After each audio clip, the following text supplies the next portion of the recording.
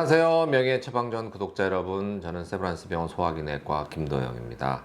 지금까지 비형 간염에 대해서 계속 말씀을 드렸고, 앞으로 점점 더 중한 간 상태에 대해서 얘기를 나눠볼 텐데요. 계속해서 여러분들에게 좋은 정보, 유익한 정보 드릴 수 있도록 노력하겠고, 나름 바쁜 시간 쪼개서 또 대본 쓰고 또 촬영하는 것이 쉽진 않지만 여러분들에게 도움이 된다면 저도 참 기쁜 것 같습니다. 그럼 오늘 비형 간염 치료에 대해서 또 알아보겠습니다. 자, 함께 떠나보시죠.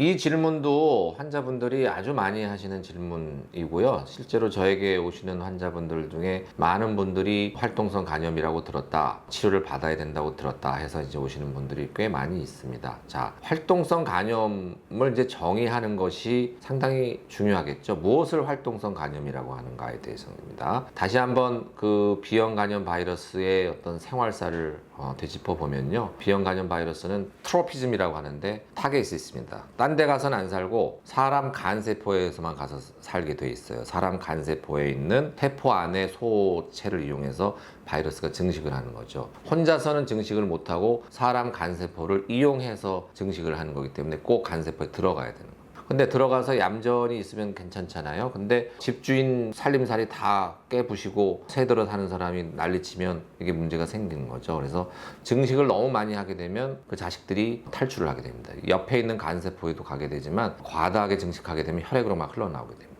이게 증식 때문에 일어나는 거고, 또 바이러스가 너무 많이 증식하게 되면 면역 세포가 그 간세포를 공격하겠죠. 그게 이제 AST, ALT 상승으로 나타나는 것인데, 그 활동성 간염이라고 하는 것은 사실은 병리학적인 용어가 됩니다. 조직 검사를 해서 간세포를 들여다봤을 때 염증 세포가 많이 모여 있는 것이 확인되어야 그 만성 활동성 간염 이런 진단이 정확하게 붙는 건데, 조직 검사를 잘 안 합니다. 요새 혈액 검사로 다 진단을 하기 때문에. 그래서 이런 조직검사상의 염증세포가 간세포 안에 많이 모여있는 것을 무엇으로 우리가 알 수 있느냐, 지난 시간에 계속 말씀드렸던 바이러스 양하고 AST, ALT를 갖고 진단을 하는 겁니다. 그래서 어떤 분들은 DNA 수치만 아주 높다고 이거를 활동성 간염이라고 이제 잘못 이해하시는 분들이 있는데, 그게 아닙니다. 자, 활동성 간염의 본래 뜻은 조직검사를 해서 염증세포가 간에 많이 침윤해 있는 것을 활동성 간염이라고 말씀드렸잖아요. 그러니까 염증을 우리가 혈액으로 어떻게 알 수 있습니까? DNA만 갖고는 알 수 있는 게 아니에요. DNA는 증식을 우리가 판단할 수 있는 것이고, 실제 그 증식에 의해서 간에 염증이 있는지는 AST, ALT 상승을 갖고 판단할 수 있는 거죠. 그렇기 때문에 두 가지를 꼭 봐야 되는 거예요. 근데 많은 분들이 오실 때 DNA는 굉장히 많아요, 혈액에. 근데 간 수치는 정상이에요. 이거는 활동성 간염이라고 하질 않고 증식형 간염이라고 얘기하는 게 엄밀한 의미에서 맞다. 그래서 활동성 간염이 되려면 DNA도 높고 AST, ALT도 다 높은 상태, 두 가지 조건을 모두 만족시켜야 된다. 이거에 대한 내용도 앞으로 비형 간염 제가 계속 얘기할 때 다시 강조해서 거듭 말씀을 드리겠습니다.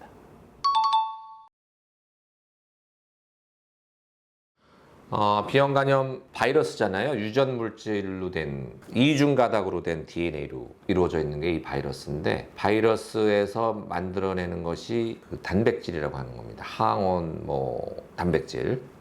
크게 세 가지 항원이 있어요, 비형 간염 바이러스에. 표면 항원, 이게 양성이면 무조건 비형 간염이라고 그랬죠. 그리고 코어라는, 핵심, 우리말로 하면 핵심, 코어라는 항원이 있고, 또 하나 가지가, 나머지가 이 항원이라는 겁니다. 그래서 크게 비형 간염 바이러스가 만들어내는 항원 세 가지를 표면 항원인 S, 또 핵심 항원인 코어 C, 또 이 항원 E, 이렇게 SCE 세 가지 항원이 있는데, 이 항원 검사도 저희가 항바이러스 치료할 때 정기적으로 검사한다고 말씀드렸죠, 지난 시간에. 1년에 한 번 정도씩. 근데 감염 초기에 이 항원이 양성인데요, 이게 시간이 지나면서 음성으로 바뀌는 분들도 있고, 약물 치료를 통해서 음성으로 바뀌는 분들도 있는데, 차이가 뭐냐면 이 항원이 양성인 경우에는 바이러스 증식 능력이 높습니다. 양성이면 증식을 더 많이 한다는 얘기죠. 음성이면 이 변이가 생긴 거거든요. 단 약물 치료로 음성으로 바뀐 경우에는 변이하고 상관없지만, 저절로 약물 치료를 받지 않았을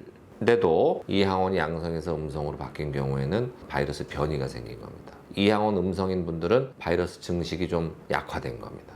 그게 꼭 좋다고 할 수만도 없어요. 왜냐하면 이 항원이 음성인 분들은 대부분 중년 이후 40대, 50대 분들인데 그 전에 이미 간 손상이 좀 있었기 때문에 이 항원이 저절로 바뀌었어도 간 손상을 이미 좀 갖고 있는 거예요. 제가 말씀드린 내용이 좀 어려우실 수 있습니다. 다음 시간에 계속해서 말씀드릴 수 있을 것 같은데 간단하게 기억하실 거는 이 항원이 양성인 분들은 대체로 젊은 연령, 이 항원이 음성인 분들은 바이러스가 한번 변이가 생겼을 가능성이 있고 간 손상도 조금 있을 수 있고 연령이 40대 중후반, 50대 이런 분들이다. 구분하자면 이렇게 말씀을 드릴 수 있을 것 같습니다.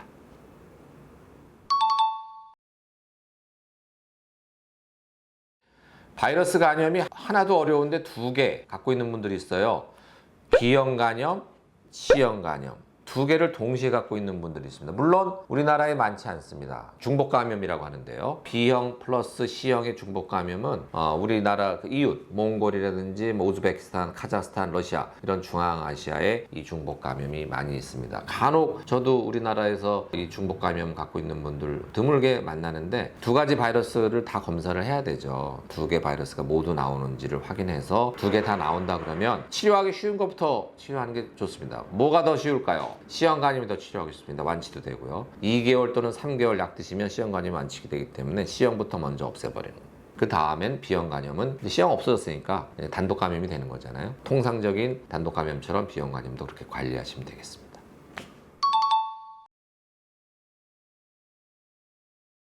네, B형 간염 경구약제가 안전하기 때문에요. 심지어 임신하고 있는 분들에서도 B형 간염 치료제를 드실 수 있기 때문에 또 모유 수유 중인 어머니의 유즙을 통해서 일부 성분이 검출될 수 있지만 그것이 꼭 신생아에게 해롭다는 근거가 없기 때문에 모유 수유 중인 분에서도 이 치료제를 드실 수가 있습니다.